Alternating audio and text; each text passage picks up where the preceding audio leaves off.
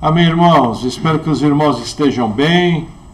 Como de costume, vamos salmodiar. Hoje nós vamos salmodiar no Salmo 111.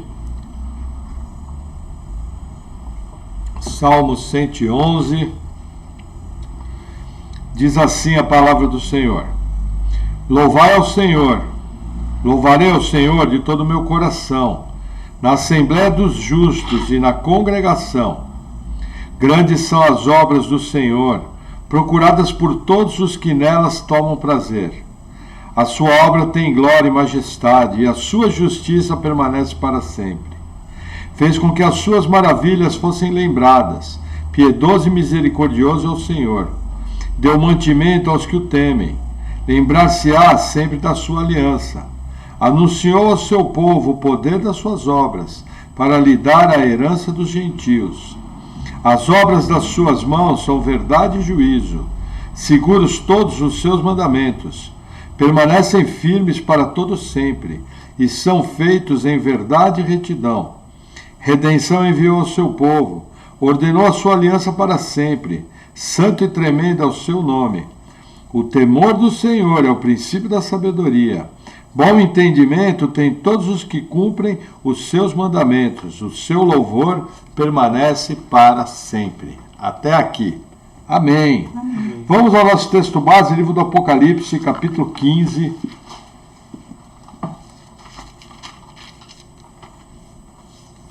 Hoje nós vamos fazer, se o Senhor assim permitir, a exposição de 2 capítulos, porque esse é um trecho do livro que funciona de uma maneira única. Então, na questão da liturgia, eu vou ler apenas o versículo 1, por causa da questão do tempo, tá?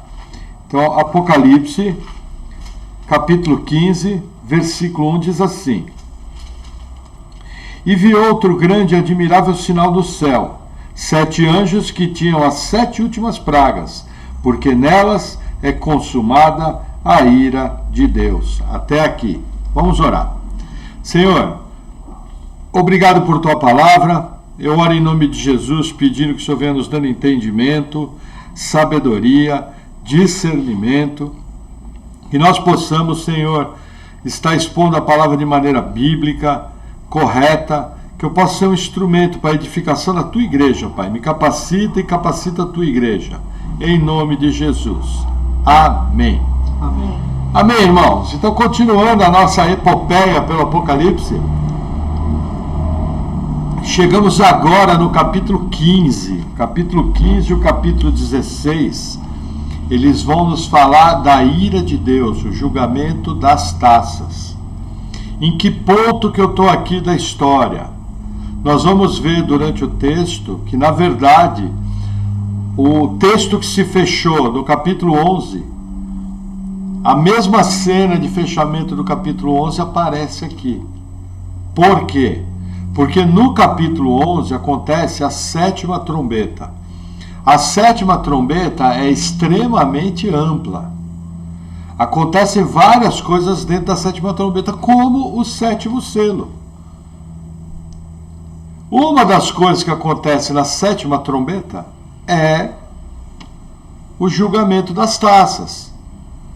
Na verdade, eu tenho uma história grande, do 1º ao 7º selo. Dentro do 7º selo se apresentam as 7 trombetas, é um tempo menor. E dentro da 7ª trombeta se aparecem as 7 taças, que é a consumação da ira de Deus. Juntamente com isso, eu tenho os chamados capítulos explicativos do Apocalipse. O capítulo 2 vai explicar as derrotas de Satanás, o 13 vai explicar a ascensão da trindade satânica, o 14 vai me mostrar as 7 vozes do céu e os vencedores da besta. E aí a narrativa continua no 15 e no 16. Aí eu tenho outros capítulos explicativos, o 17 e o 18, que vai falar da queda da Babilônia.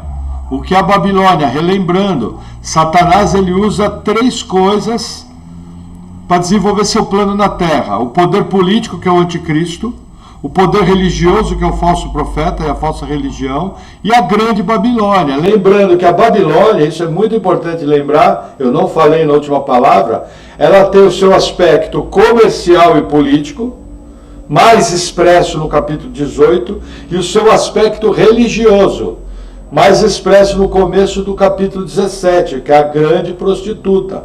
Nós vamos começar a ver isso na próxima palavra. Dessa forma, o que eu percebo? Sempre a cronologia do Apocalipse andando, porém, alguns capítulos, eles me dão detalhes maiores sobre aquilo que está acontecendo.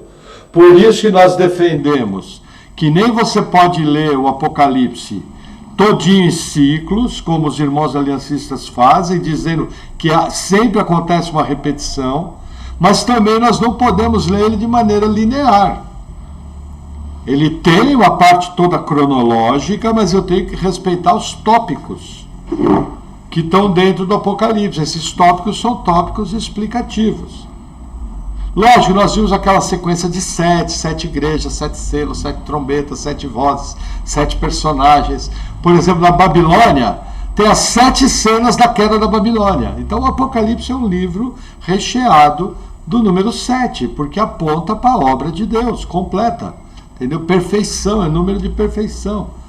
Então, o que acontece? É muito importante eu me situar aqui. Aqui a 7ª trombeta tocou. Aqui nós vamos ver junto, o arrebatamento aconteceu.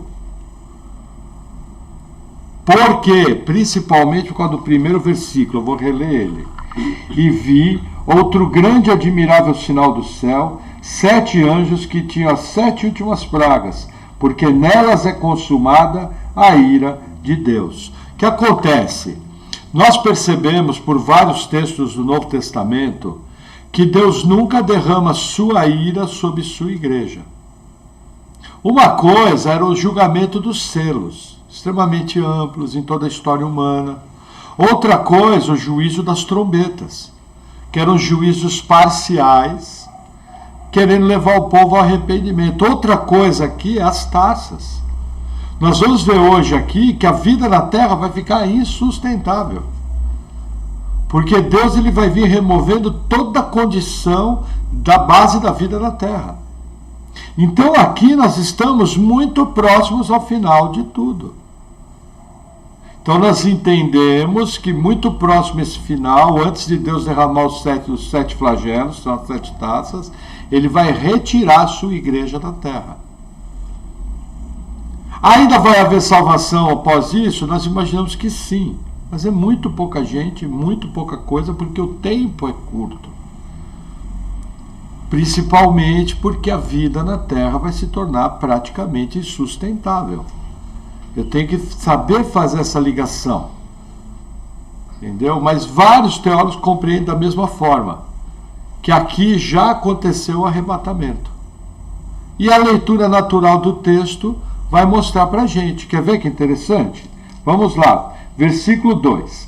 E vi como que um mar de vidro misturado com fogo. Também os que tinham saído vitoriosos da besta, e da sua imagem, e do seu sinal, e do número do seu nome, que estavam junto ao mar de vidro, e tinham as harpas de Deus, e cantavam o cântico de Moisés, servos de Deus, e o cântico do Cordeiro, dizendo: grandes e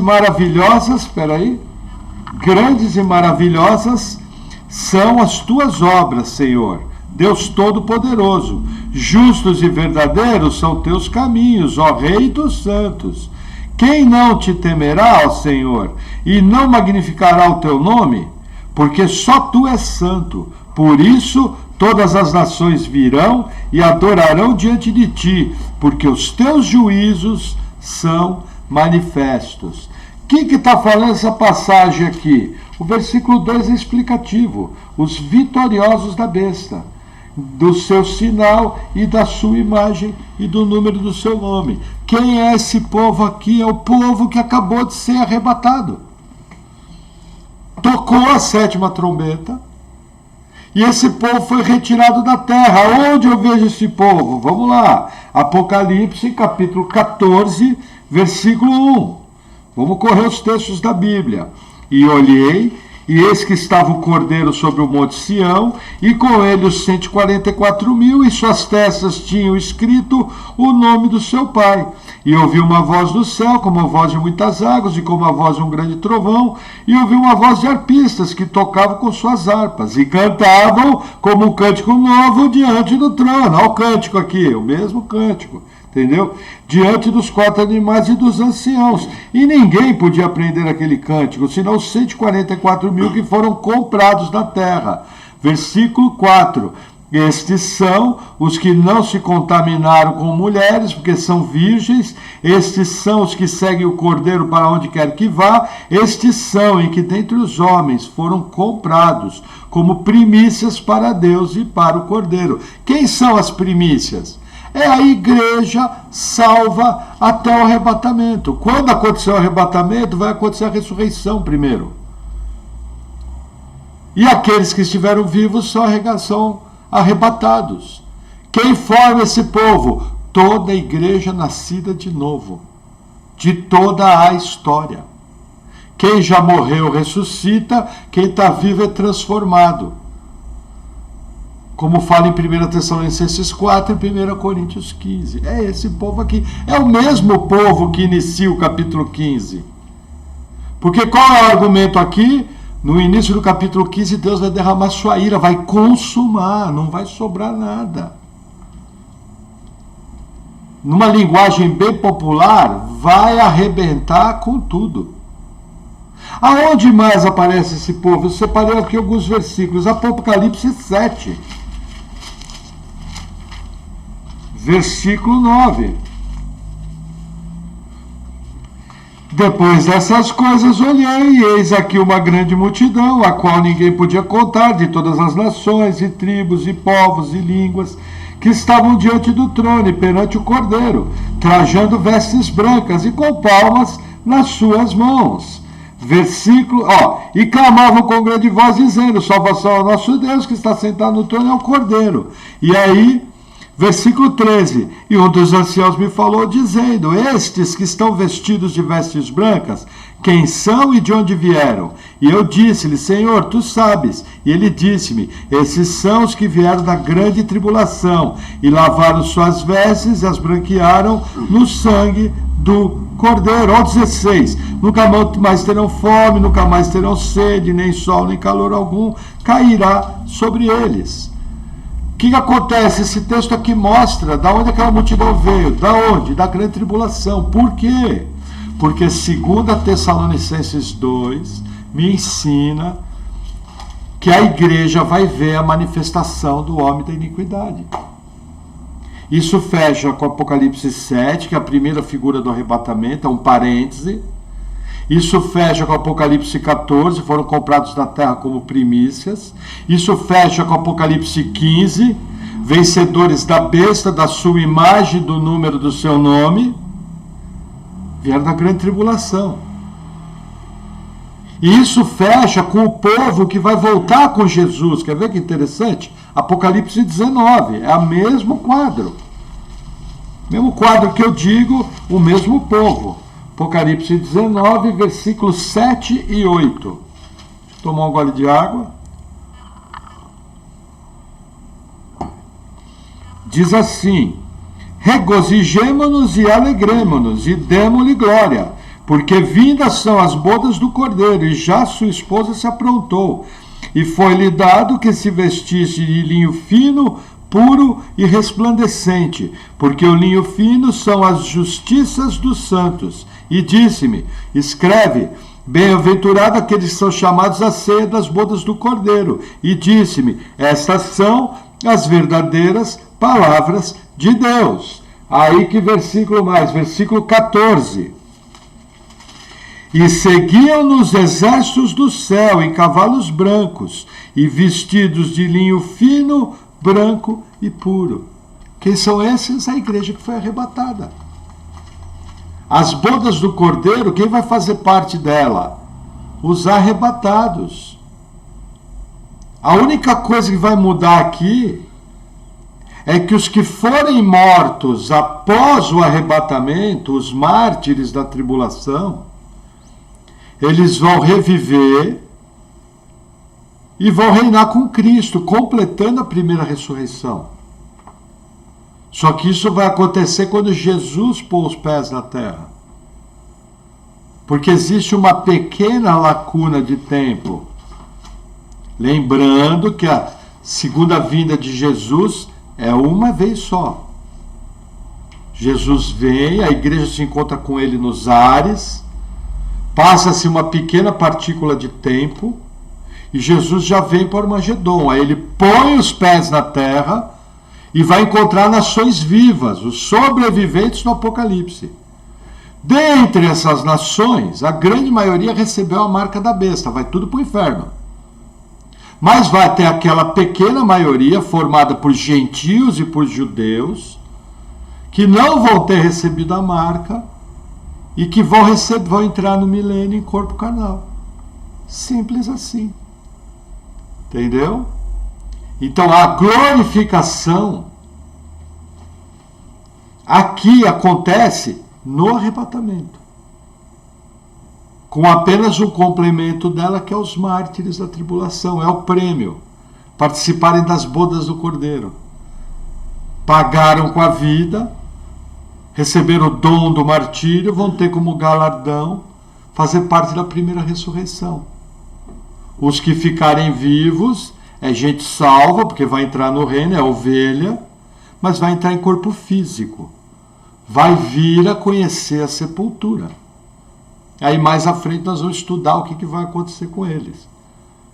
E como é que eu sei? Porque tem gente que discute, que fala que esses vestidos de branco são anjos. Vou reler o 14. E seguiam nos exércitos do céu em cavalos brancos, vestidos de linho fino, branco e puro. Veja, o 7:8 me mostrou que a esposa do Cordeiro, que é a igreja, vestiu linho fino e branco. Para mim, aí já respondia. As cartas das igrejas também falam, vão se vestir de linho, branco e puro. Para mim já serviria, mas tem um outro versículo que ele fecha de vez. Vamos abrir Apocalipse 17.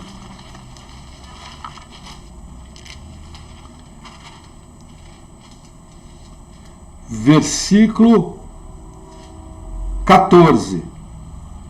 E estes combaterão contra o Cordeiro. Quem são esses? Os 10 chifres, o texto explica. E o Cordeiro os vencerá, porque é Senhor dos senhores e Rei dos reis. Vírgula. Vencerão os que estão com ele, chamados eleitos e fiéis. Quem é o eleito na Bíblia? A igreja. Quem é o fiel? A igreja. Então o que a gente percebe é como se fosse várias fotos da igreja arrebatada. Você tem a primeira foto no Apocalipse 7, aí você tem a segunda foto no Apocalipse 14:1, aí você tem a terceira foto no Apocalipse 15:2, aí você tem a quarta foto no Apocalipse 17:14, e aí você tem a quinta foto no Apocalipse 19:7-8 e 19:14. São tudo fotos do mesmo evento. Que evento que é esse? A igreja que foi arrebatada, que foi tirada da terra na 7ª trombeta, que enfrentou o anticristo, que enfrentou a perseguição, mas que foi vitoriosa, e antes que Deus derramasse a sua ira sobre a terra para arrebentar com tudo, ela foi tirada. Essa igreja volta com Jesus na batalha do Armagedon, e aí Jesus põe os pés na terra. Acontece o julgamento das nações vivas. Quem sobreviveu, recebeu a marca, vai para o inferno, sumariamente. O anticristo e o falso profeta vão para o inferno. Satanás é preso por 1000 anos. E aqueles salvos, formados por judeus e por gentios, entram para o milênio em corpo físico. E aí se inicia a eternidade. Porque o milênio é a primeira parte da eternidade. Nós vamos estudar isso aí junto. Amém? Amém. Vamos voltar ao Apocalipse 15. Vamos continuar nossa leitura. Versículo 5. Depois disso olhei, e eis que o templo do tabernáculo do testemunho foi aberto do céu. Olha que interessante, essa foto já apareceu no Apocalipse. Quer ver que legal? Apocalipse 11:19. Vamos voltar um pouquinho. Apocalipse 11:19 diz o quê? E abriu-se no céu o templo de Deus, e a arca da sua aliança foi vista no seu templo. E houve relâmpagos, e vozes, e trovões, e terremotos, e grande saraiva. É a mesma cena. O julgamento das trombetas se encerra com uma cena do tabernáculo no céu. O julgamento das taças, que é o próximo ponto, vai abrir com a mesma cena. O capítulo 12 foi explicativo, o capítulo 13 foi explicativo, o capítulo 14 foi explicativo, e a história continua na sua cronologia. Lembrando que as taças e as trombetas são julgamentos diferentes. Não é o mesmo julgamento como alguns falam. Nós vamos ver detalhes do texto na Bíblia que mostram que taça é uma coisa e trombeta é outra.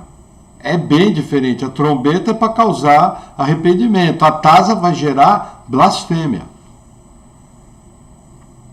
As ações das taças são diferentes, embora envolvam os mesmos elementos. Nós já estudamos isso. Por isso que existe coisa que parece que é igual, mas é que está envolvendo o mesmo elemento. Amém? Amém. Então vamos seguir na nossa narrativa, voltando no Apocalipse 15. E vocês perceberam que nós estamos usando talvez a principal regra hermenêutica. Se eu quero entender uma palavra, uma passagem, um símbolo, eu procuro dentro do próprio livro. Vocês perceberam que nós não saímos do livro do Apocalipse, a não ser no texto que eu citei de memória de 2 Tessalonicenses 2, mostrando que a igreja vai ver a manifestação do anticristo. Só isso. Poderia ter usado Apocalipse 13, onde a besta persegue os santos e os vence. Seria igual. Amém? Amém. Então vamos seguir nessa leitura. Versículo 6. E os 7 anjos que tinham as 7 pragas saíram do templo, vestidos de linho puro e resplandecente, e cingidos com cintos de ouro pelos peitos. Olha que interessante. Os anjos estão com veste sacerdotal. Se você vai no Apocalipse 1, isso aqui é uma veste sacerdotal, por causa da solenidade do ato. Versículo 7 continua. E um dos 4 animais deu aos 7 anjos 7 taças de ouro, cheias da ira de Deus, que vive para todos sempre. E o templo encheu-se com a fumaça da glória de Deus e do seu poder, e ninguém podia entrar no templo, até que se consumassem as 7 pragas dos 7 anjos. Primeiro ponto, taças de ouro. É as mesmas taças que nós vemos no Apocalipse 4, no Apocalipse 5, que estão cheias das orações dos santos. Que depois, mais à frente, a gente vê essas orações serem misturadas com a ira de Deus, serem lançadas para a terra. Por que que ninguém pode entrar no templo? Você lembra? O templo, entre outras coisas, era um local de sacrifício, mas era um local de intercessão pelo pecado do povo. O fato de não poder entrar no templo nos mostra o seguinte: o que Deus vai fazer, ninguém pode impedir. O que Deus vai fazer é irremediável. O que Deus já vai fazer já está determinado. Deus vai moer tudo. É isso que quer dizer o versículo 8. Entendeu? Ninguém pode, não adianta fazer nada. Está consumado, está decretado, acabou. Amém? Amém. Vamos indo devagar aqui. Apocalipse 16, versículo 1. Tomar um golinho d'água. E ouvi, vinda do templo, uma grande voz que dizia aos 7 anjos: ide e derramai sobre a terra as 7 taças da ira de Deus. E foi o primeiro e derramou a sua taça sobre a terra, e fez-se uma chaga má e maligna nos homens, que tinham o sinal da besta e adoravam a sua imagem. Aqui acontece algo interessante. Na trombeta, os homens tiveram uma enfermidade que durava 5 meses. E a dor era intensa. Intensa num ponto em que eles pediam a morte, mas não era uma enfermidade para a morte. Na trombeta foram mortos já aqui 1/3 dos homens. Na trombeta, 1/3 da água do mar virou sangue, 1/3 dos peixes morreram, 1/3 das florestas queimou, 1/3 da água potável virou em absinto. Então aqui o que acontece? Mais uma coisa, uma chaga má, incurável. Muitos homens vão dizer que isso aqui é uma peste, é uma doença nova. Mas toda doença nova é determinada por Deus. Deus é que tem a cura, mas Ele também tem os juízos. Dentre eles, as pestes. E aí continua, versículo 3. E o segundo anjo derramou sua taça no mar, que se tornou em sangue, como de um morto, e morreu do mar toda a alma vivente. Veja, 2 diferenças para a trombeta. Na trombeta é 1/3 da água do mar que vira sangue e 1/3 das criaturas que morrem. Aqui é todo. Acabou, gente, o mundo se alimenta do mar. Boa parte do alimento do mundo vem do mar. Só que existe uma segunda diferença aqui. Nas trombetas, o comércio marítimo é atrapalhado, porque 1/3 dos barcos afundam. Aqui não fala de barco afundando, nem cita barco. Eu imagino, eu tenho algo muito forte no meu coração, uma opinião pessoal, que os barcos afundam lá porque é um grande meteoro que vai entrar, bater no mar. Esse meteoro batendo vai provocar um enorme tsunami e vai afundar os barcos. Aqui a descrição não fala nada, aqui fala, derramou sua taça do mar e virou em sangue e morreu todo mundo. Lá nas trombetas, uma estrela caída do céu. Uma estrela como tocha. Quer ver? Vamos voltar rapidinho, Apocalipse 8. Quer ver? Apocalipse 8. Versículo 8. E o segundo anjo tocou a trombeta e foi lançada no mar uma coisa, como um grande monte ardendo em fogo, e tornou-se em sangue a 1/3 do mar, e morreu a 1/3 das criaturas que tinham vida no mar, e perdeu-se a 1/3 dos nós. Para mim a diferença é clara, isso aqui é um meteoro, e causou um tsunami, que afundou os barcos. Eu não acho uma conjectura fantasiosa, eu acho ela bem dentro do texto, entendeu? Vamos voltar no 16. Seguindo, versículo 4. Deixa eu dar uma olhadinha na minha colinha aqui, porque é muito amplo. Tá, agora é um pouquinho maior. Vamos fazer uma leitura expositiva. E o terceiro anjo derramou sua taça nos rios e nas fontes das águas, e se tornaram em sangue. Olha que interessante. Aqui é nos rios e nas fontes das águas. Toda e qualquer fonte de água doce se tornou em sangue. Isso aqui, gente, é um dos fatores de que as taças são muito rápidas. Por quê? Porque a vida na Terra é insustentável sem água. Não tem como. Você tem uma coisa ou outra, mas é paliativo. Por isso que nós entendemos que o julgamento das taças é o famoso o dia do Senhor, citado no Antigo Testamento. É algo muito rápido. Muito rápido. Por exemplo, nas trombetas a gente viu um elemento de tempo. Que aquela praga ia durar no máximo 5 meses, como era normalmente a praga dos gafanhotos. Aqui não tem elemento tempo. E quando você, um simples raciocínio primário aqui, você percebe que a base de sustentação da vida na Terra está sendo retirada.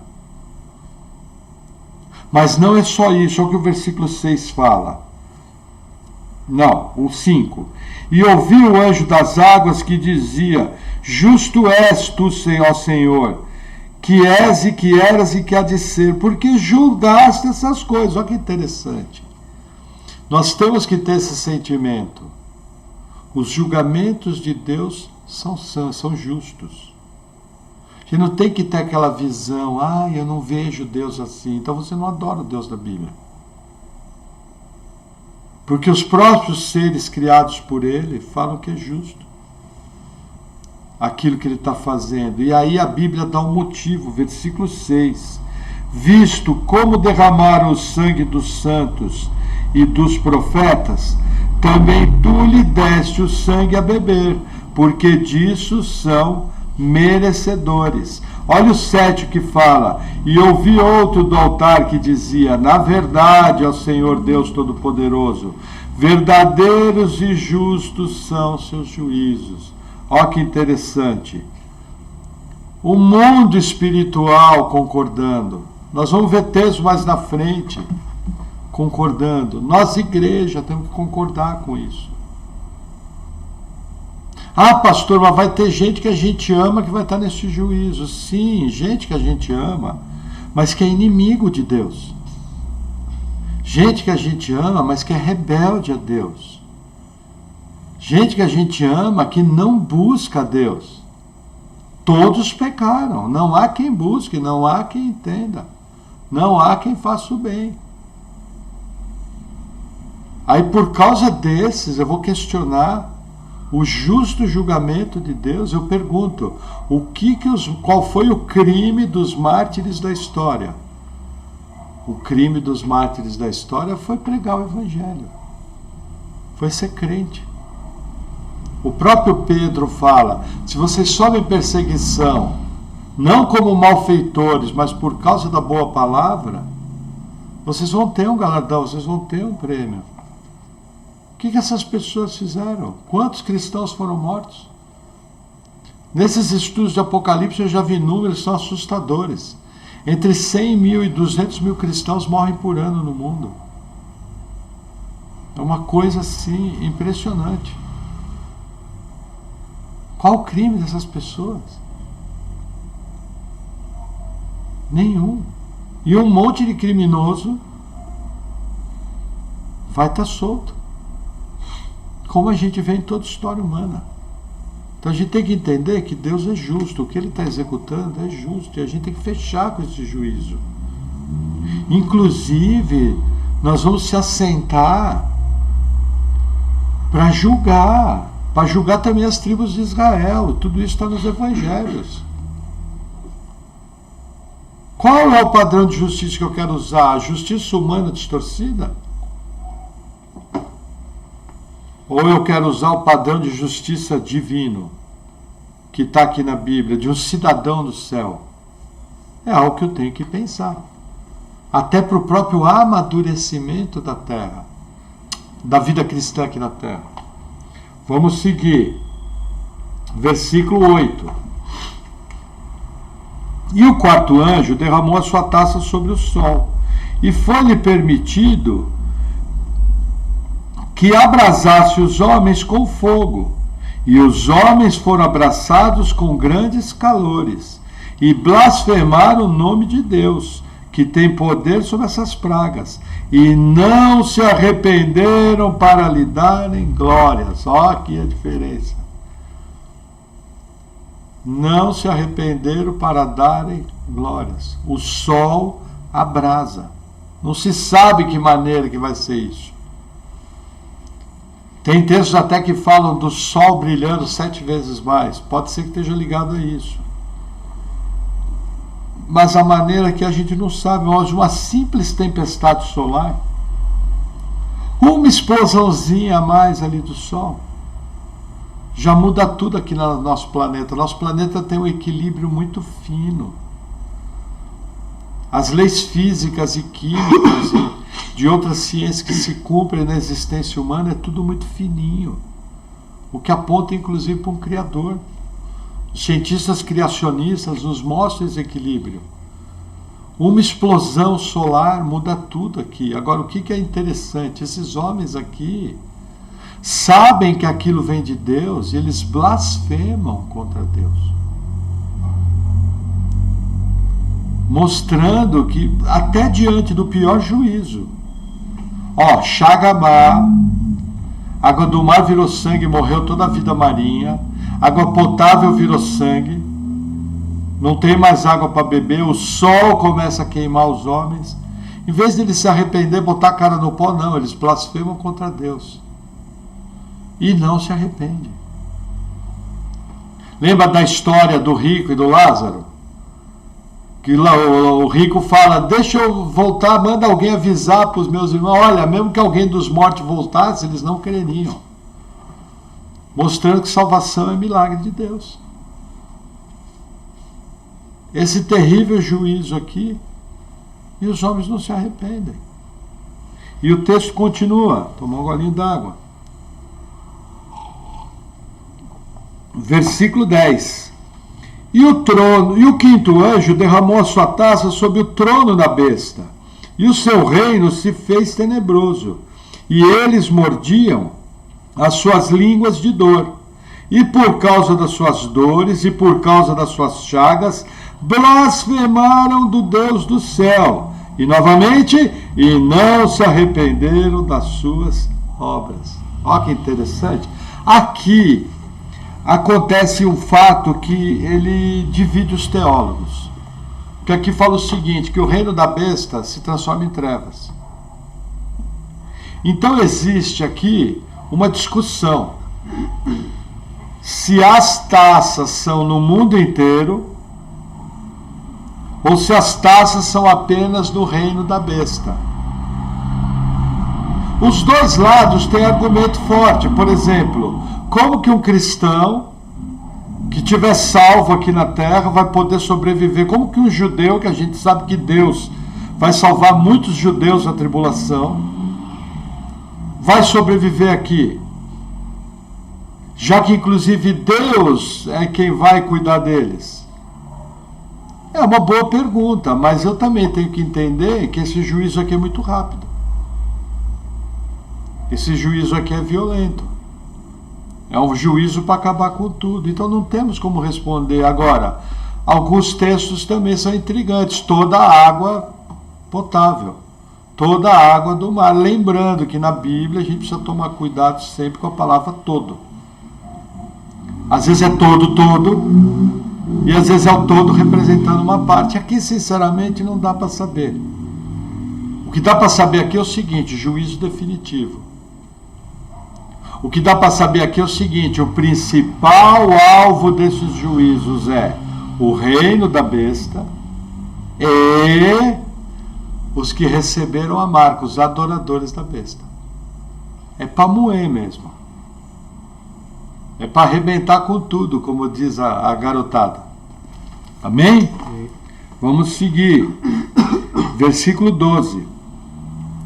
E o sexto anjo derramou sua taça sobre o grande rio Eufrates, e a sua água secou, para que se preparasse o caminho dos reis do Oriente. Veja, esse sexto anjo, ele derrama uma taça interessante. Primeira coisa, rio Eufrates. Muitos fazem ligação entre a sexta trombeta e a sexta taça, porque elas se dão no rio Eufrates, mas eu tenho que entender as diferenças. Na sexta trombeta são soltos 4 anjos que vão matar 1/3 da terra. Na sexta taça, o rio Eufrates seca para os exércitos dos reis do Oriente passar. É diferente. Eu tenho que lembrar que dentro da literatura geográfica o Eufrates representa algo. Por exemplo, o exército assírio vim tomar Israel em 722 a.C., teve que atravessar o Eufrates. O exército babilônico vim tomar Jerusalém em 586, a invasão começa em 609 a.C., teve que atravessar o Eufrates. O Eufrates é um obstáculo natural. Só que eu tenho que entender que nas guerras de hoje, eu não preciso necessariamente ter que o rio seque para me transpor. Todo exército que se presta tem um batalhão anfíbio. O Brasil aqui, que nem investe tanto em armas, se você vê o exército brasileiro atravessando o rio, você chora. Agora, aqui tem uma coisa interessante, que nos nossos dias é algo para se pensar. Quem são esses reis do Oriente? Eu aqui só penso em um país, hoje, a China. Eu tenho que entender a profecia bíblica, que determinadas coisas eu só vou compreender a hora que elas estão acontecendo. Como foi no nascimento de Jesus. Todo mundo sabia que ia nascer em Belém, todo mundo sabia que o Messias ia vir, e teve que vir os reis do Oriente para adorar a Deus, para a turma se tocar o que estava acontecendo. Então, profecia bíblica é algo que muitas delas eu só percebo. Nem um osso foi quebrado. Só se percebeu na crucificação de Jesus, quando os soldados foram para quebrar as pernas e ele já estava morto. Entendeu? Então, assim, pode ser a China? Pode. Inclusive hoje, já com o Estado de Israel fundado, lógico que isso é geopolítica, isso é especulação, isso é conjectura, mas a gente percebe a China investindo pesado no Irã e a China também querendo investir pesado no Afeganistão. E a gente percebe a China querendo entrar pesado no Oriente Médio. Pode ser que esse exército dos reis do Oriente seja a China? Sim. Pode ser que a China vai aderir ao anticristo? É lógico. Essa certeza a gente sabe. Só que veja, os únicos países que fazem frente aos Estados Unidos militarmente é a Rússia e a China. Então é algo importante para mim ver. É algo muito importante para mim ver. Amém? Amém. Versículo 13. E da boca do dragão, e da boca da besta, e da boca do falso profeta, vi sair 3 espíritos imundos, semelhantes a rãs, porque são espíritos de demônios, que fazendo milagres, vão ao encontro dos reis da terra e de todo o mundo, para os congregar na batalha daquele grande dia do Deus Todo-Poderoso. Veja, aqui é uma coisa interessante. Esse texto nos mostra espíritos demoníacos sendo enviados por pessoas demoníacas e pelo próprio diabo. Nas pregações que eu ouvi até hoje do Apocalipse, nenhum pregador arrisca ficar falando muito sobre esse versículo. Mas isso aqui tem a ver com demonologia. Isso aqui tem a ver com demônios enviados para enganar. Isso aqui tem a ver com literatura do Antigo Testamento mostrando que seres espirituais são enviados também para engano. Então eu tenho que tomar muito cuidado, isso aqui é uma realidade espiritual, a qual nós temos que lidar. Essa realidade não é tão falada no Antigo Testamento, porque quem mais falou no diabo, quem mais expulsou demônio foi Jesus, até para provar que ele era o Cristo. Quem é comissionado para expulsar demônios é o crente nascido de novo. Ele é comissionado a isso. Entendeu? Mas aqui é um versículo interessante. E o que acontece? Versículo 14, são espíritos de demônios que fazendo milagres vão ao encontro dos reis da terra. Isso aqui é muito sério. Isso aqui me lembra Mateus 7. Senhor, Senhor, em teu nome não expulsamos demônios, não fizemos muitos milagres. Jesus fala, na verdade apartai-vos de mim, vós que cometeis iniquidade. O que acontece ali não eram crentes. Eram falsos profetas e falsos mestres que realizavam milagres e inclusive usavam o nome de Jesus. Nossa, pastor, isso é possível? É só você ir no centro espírita, ver uma operação espírita, ver o nome de quem que eles usam lá. E vai ver se não tem gente. Tem muito charlatanismo? Tem. Tem muita falcatrua? Tem. Tem muito roubo de dinheiro? Tem. Mas tem que ter algo de verdadeiro, senão ninguém vai. Vários missionários no Oriente tiveram que lidar com sérios problemas de monges budistas. Eu gosto desse exemplo porque quem passou lá no Oriente foi o pessoal batista e presbiteriano, pessoal reformado, que muitos têm dificuldade com essa área da demonologia. Por causa que tem igreja que faz culto com o demônio no centro, o pessoal esquece de ensinar o que a Bíblia ensina sobre demonologia. Então eu tenho que tomar muito cuidado com isso. Não é porque o pessoal faz que eu não vou falar. Quem ensina errado, quem põe o diabo no culto, quem cultua o diabo, entre aspas, é problema dele com Deus. O meu é ensinar a Bíblia. Mas veja que interessante, esses missionários batistas e presbiterianos, quando chegavam em terras da Ásia, terras da China, ali Macau, Taiwan, Japão, eles chegavam em famílias em que o patriarca da família ou a matriarca foi curado por um monge.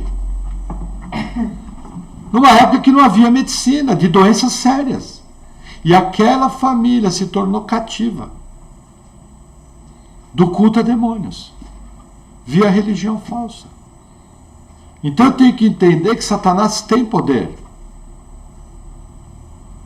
Ah, pastor, mas não foi Deus? Não, porque Deus não divide glória. Ele não dá a sua glória ao trem, já expliquei isso. Você vai em todas essas religiões, entendeu? Que usam o nome de Deus, mas é Deus mais um ídolo. É Deus mais um santo, é Deus mais a falsa senhora. É Deus mais o Bezerra de Menezes, é Deus mais o Oxalá, é Deus mais o Ogum, é Deus mais o grande poder do universo, o Doim, não sei o que, entendeu? Mas algo de verdadeiro existe. E qual é o maior aviso aqui, ainda mais numa igreja que preza demais o sobrenatural? O fato de estar vendo sobrenatural não quer dizer que seja exatamente Deus. Tem falso pastor que vai à igreja. Alguns, via mentira, combinam falsos milagres para roubar dinheiro do povo. E alguns não, executam falsos milagres para enganar o povo e perpetuam o engano. Agora, o que eu estou querendo dizer aqui? Deus não cura hoje? Lógico que cura. Deus é o Todo-Poderoso, Ele cura a hora que Ele quer, da maneira que Ele quer. Porém, eu tenho que analisar vários aspectos. A glória está sendo dada a Deus. O foco da mensagem pregada é bíblico. Essa pessoa tem uma vida ilibada, um caráter correto diante de Deus.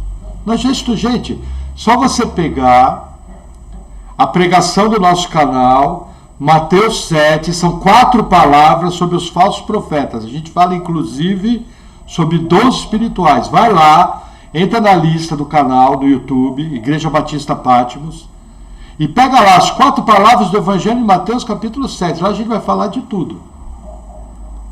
E vai explicar esse assunto. Isso é muito importante porque o Apocalipse explica isso.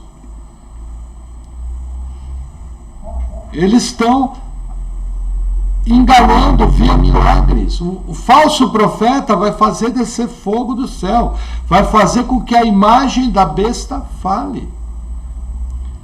Nesse momento, quem não está firmado na palavra, quem não conhece Bíblia, vai ser enganado.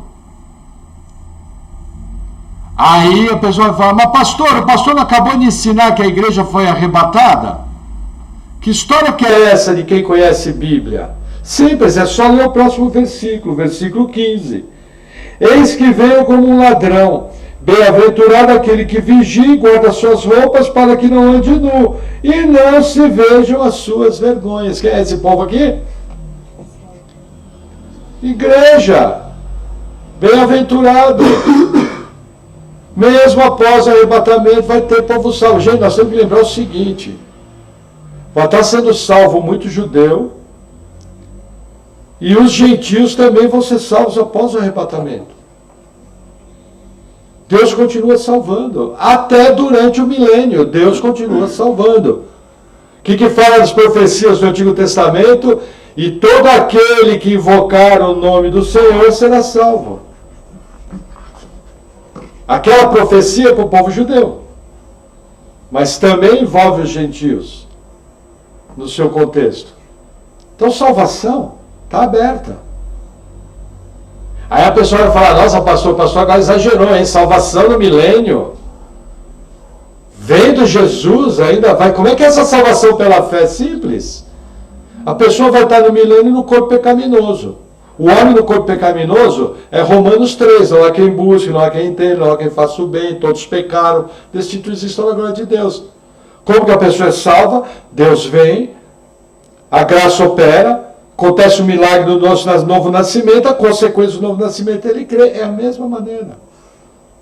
Se nós tivéssemos jantado e almoçado a vida toda com Jesus, e a graça não nos tivesse alcançado, a gente ia para o inferno. Morando com Jesus na mesma casa. Porque a salvação é via operação direta de Deus, via milagre do novo nascimento. Agora, voltando um pouco, os espíritos enganadores, o que eles vão fazer aqui? Eles vão congregar o povo para lutar contra Deus. É algo engraçado, é o auge da rebelião humana. Onde acontece isso? Olha lá. Versículo, Apocalipse 17, versículo 12, só para vocês entenderem. Apocalipse 17, versículo 12.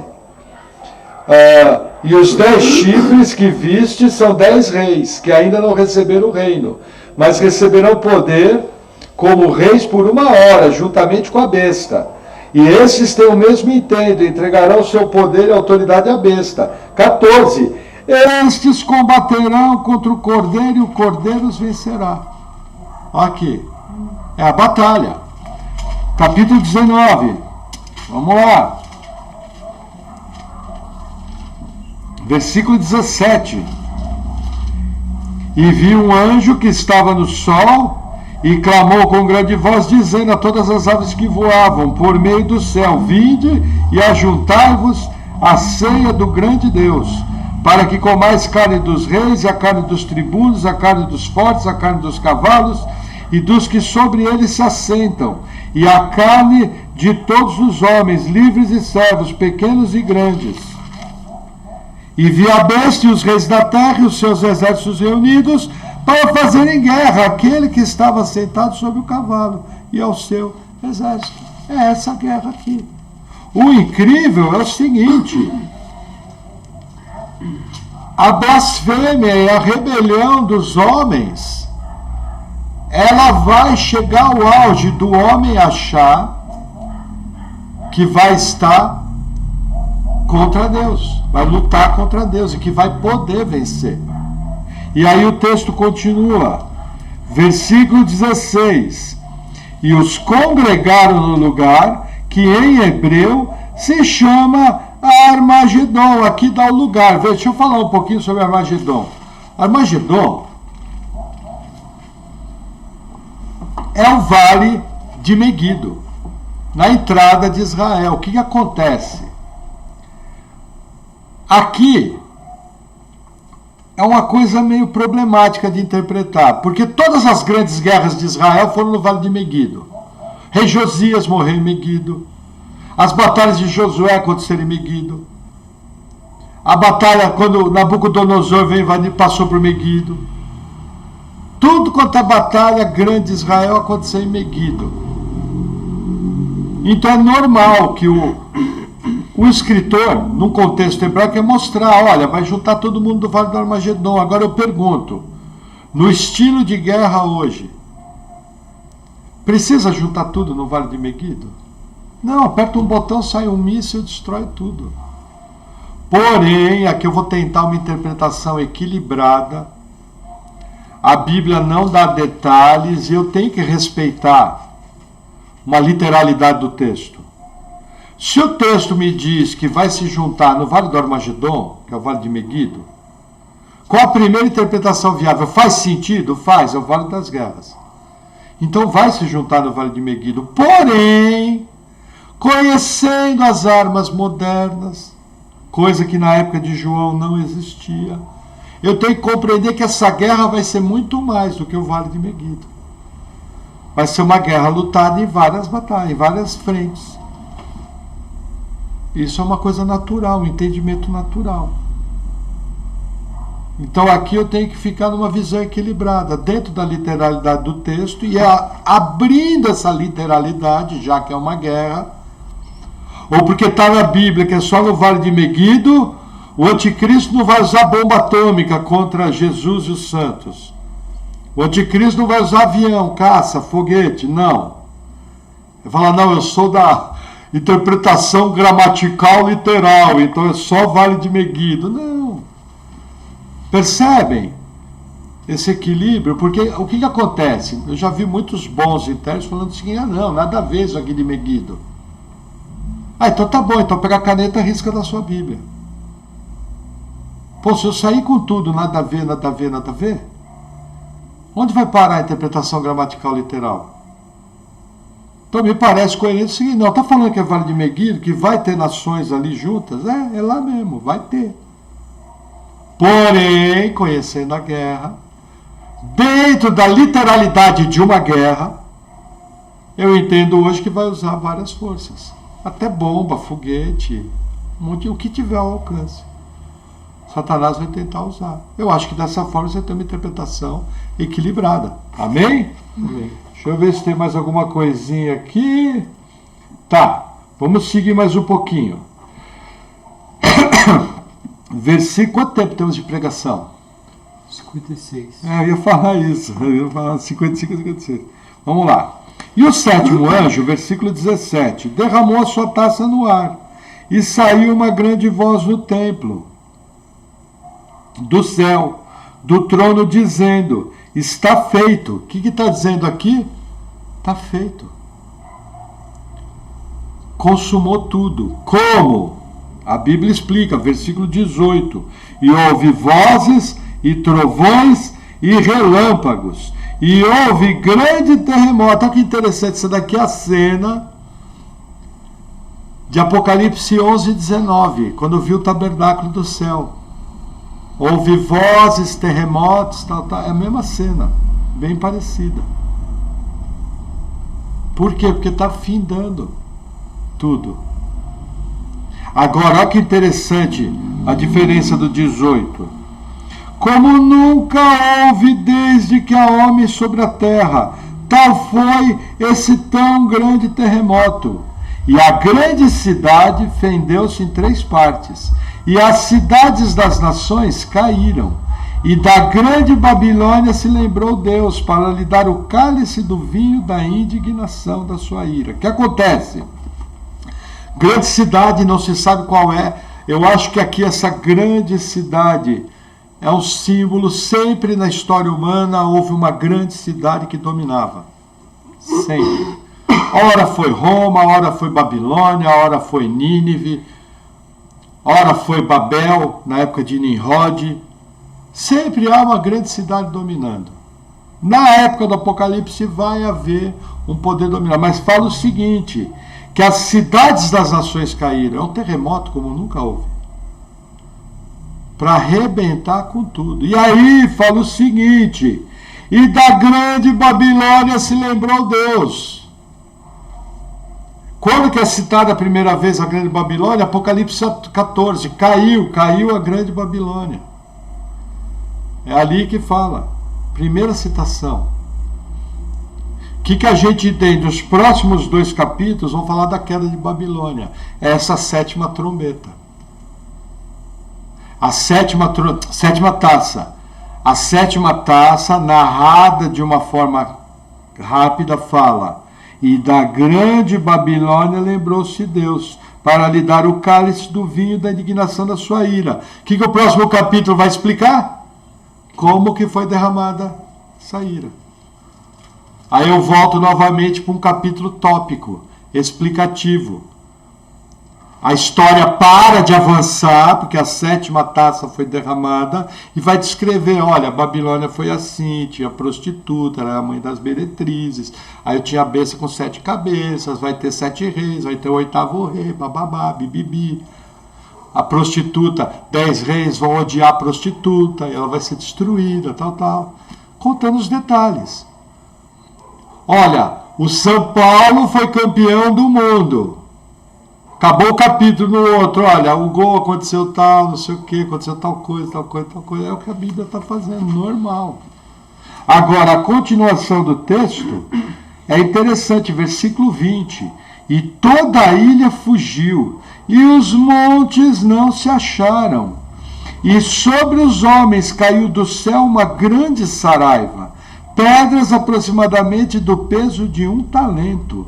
E os homens blasfemaram de Deus por causa das pragas de saraiva, porque a sua praga era muito grande. O talento, gente, é pedra de 34, 35 quilos, caindo com grande velocidade.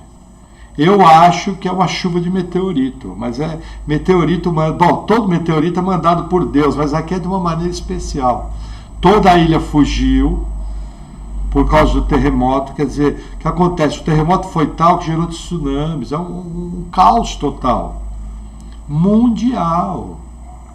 Deus está exterminando tudo,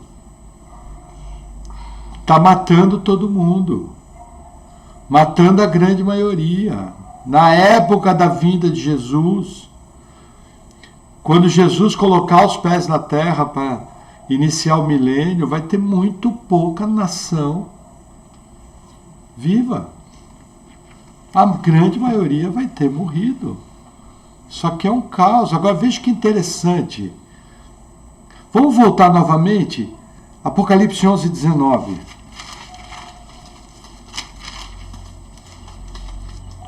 Olha que interessante.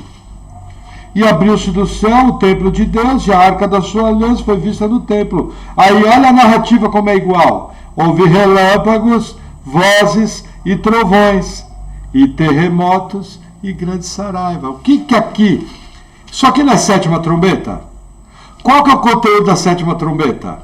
7 taças. Está mostrando parte do que vai acontecer.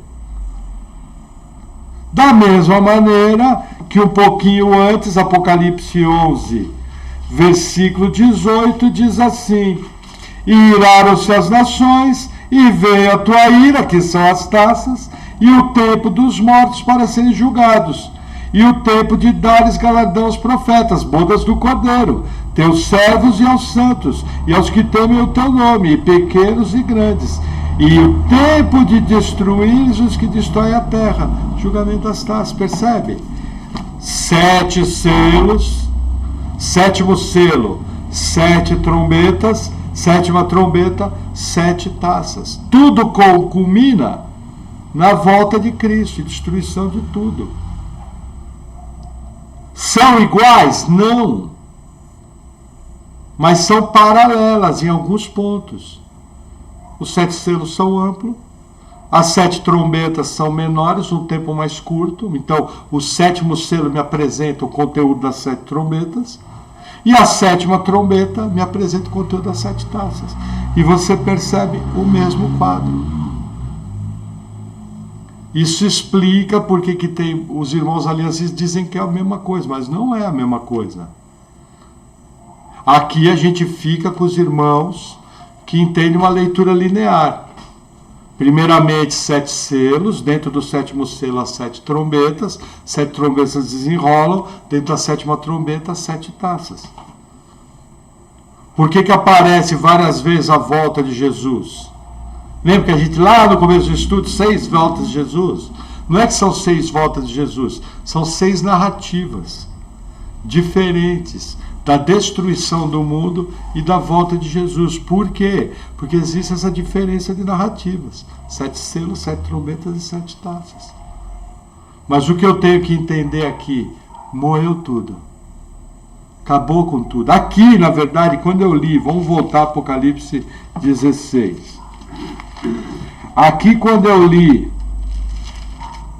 o versículo 21, E sobre os homens caiu do céu uma grande saraiva, pedra de aproximadamente peso de um talento. Aqui moeu tudo. Aqui Babilônia já foi pro vinagre. Regaçou tudo. Terremoto, ilha fugiu tudo. A diferença é que os próximos 2 capítulos vão me explicar a Babilônia. A diferença é que o capítulo 19 vai me explicar o que Jesus vai fazer com aqueles que se congregaram contra o Armagedon, mas é tudo o mesmo evento.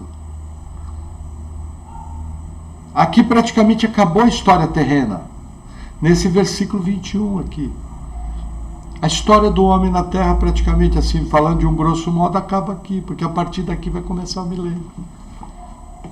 E o que é o milênio? É a chamada palingenesia.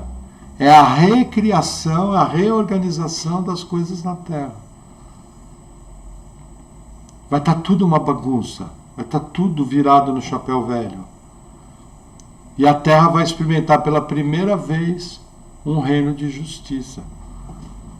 Mas eu não quero adiantar muito, que nós vamos ter que trabalhar todo esse assunto. Então, assim, é uma coisa muito importante eu entender que todas as injustiças que eu vejo, eu, por exemplo, entendendo que as autoridades é Deus que coloca, que no caso do nosso país é colocado más autoridades para juízo do povo, eu entendo. Deus fez isso com o reino de Israel em 722, quando colocou os assírios para tirar Israel de lá. Deus fez isso com os babilônios em 586, destruindo o templo e colocando um governo ímpio. Deus também fez isso no exílio. Deus também fez isso com Antíoco Epifânio em 171 a.C. Deus sempre faz isso. Quando Deus quer julgar o povo, a primeira maneira que ele tem de julgar é colocar autoridade ímpia. O Brasil é cheio de autoridade ímpia, é o que mais tem. Por quê? Porque nosso povo está debaixo de juízo de Deus. Agora, vou me alegrar muito quando eu ver o destino desses ímpios e eles responderem pelas suas más obras, pelas suas blasfêmias, por tudo aquilo que fizeram de errado. E eu vou falar de boca cheia: justos e verdadeiros são seus juízos. Às vezes a gente fala do bandido do morro que vende droga e que mata a criança de bala perdida.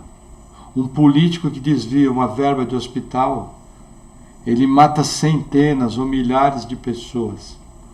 Um político que mistura ciência com pandemia,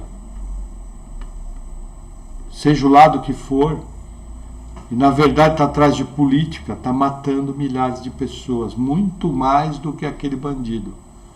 Os dois vão para o mesmo inferno? Vão, mas você pode ter certeza. Vocês vão ver que muita gente de colarinho branco, muita gente que fala bonito, muita gente que passou por altas escolas. Você vai ver um juízo duríssimo, porque pelo que a Bíblia dá a entender, haverá níveis de juízo. Lembra que Jesus falou?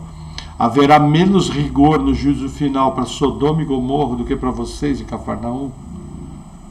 Jesus sabia o que estava falando. O que eu estou querendo dizer, gente? Não fica com aquele papo bobo de crente que às vezes mal informado, que não acredita em pena de morte, não acredita num Deus julgando pesadamente a terra, não compreende que tudo isso que a gente vê de catástrofe é Deus que determinou isso e já está trazendo juízo para essas pessoas. Eu preciso mudar minha compreensão de Deus, eu preciso ter um equilíbrio. O mesmo Deus que ama é o Deus que julga. Eu tenho que entender isso e tenho que compreender que o meu nível de justiça é extremamente pequeno e distorcido, até por causa do corpo do pecado, em relação aos justos caminhos de Deus. Então tudo aquilo que eu vi, por exemplo, alguém morreu, não tem essa, eu não me conformo que Deus fez isso. O quê? Eu não me conformo que houve esse terremoto. Gente, você vai ver coisa pior ainda. É hora de você amadurecer.